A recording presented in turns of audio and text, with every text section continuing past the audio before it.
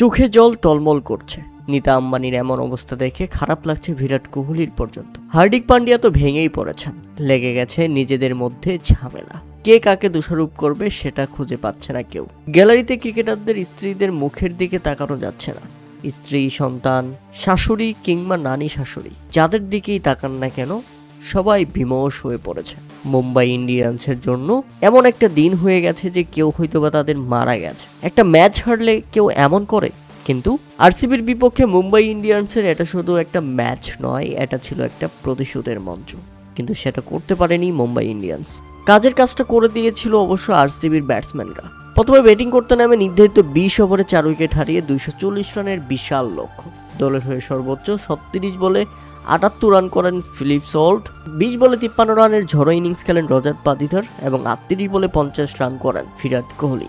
আর যেভাবে ব্যাটিং করতে নেমে মুম্বাইয়ের শুরুটাও হয়েছিল দুর্দান্ত, তবে মুহূর্তেই যেন কাল হয়ে দাঁড়ালো রোহিত শর্মার ইনজুরি। রিটায়ার্ড হার্ড হয়ে 13 বলে 19 রান করে যখন রোহিত শর্মা ফিরছিলেন তখন তার স্ত্রীর দিকে তাকানো যাচ্ছিল না।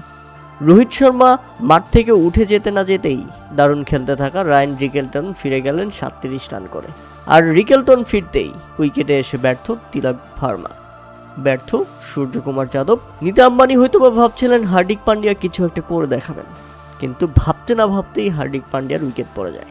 হার্দিক পান্ডিয়া যখন ব্যর্থ হন, এরপর পুরোপুরি ভেঙে পড়ে মুম্বাই ইন্ডিয়ান্স এবং শেষ পর্যন্ত লজ্জাজনকভাবে হেরে যায়, আর যে কারণে দারুণ জয় তুলে নেয় আরসিবি। আর এই হারটা মুম্বাইয়ের জন্য সবচেয়ে বড় লজ্জার হচ্ছে আজকের ম্যাচে মুম্বাইয়ের মাঠ ছিল। মুম্বাইয়ের ঘরের মাঠে মুম্বাইকে এভাবে হারিয়ে দিবে রয়্যাল চ্যালেঞ্জার্স বেঙ্গালুরু, সেটা কল্পনা করতে পারেনি মুম্বাইয়ের মালিক আম্বানি পরিবার পর্যন্ত। তবে রোহিত শর্মার ইনজুরি, যেটার জন্য খুবই আপসেট হচ্ছিল বিরাট কোহলি, সেটা নিয়ে টেনশন করতেও দেখা গেছে তাকে। প্রিয় দর্শক, আজকের ম্যাচ আপনারা কেমন উপভোগ করেছেন তা অবশ্যই আমাদের কমেন্ট করে জানাবেন।